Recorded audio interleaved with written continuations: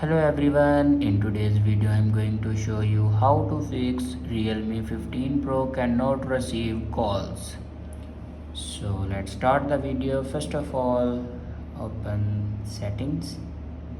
In settings, scroll down and click on sounds and vibration and then click on do not disturb. If you turn on your do not disturb, then turn it off.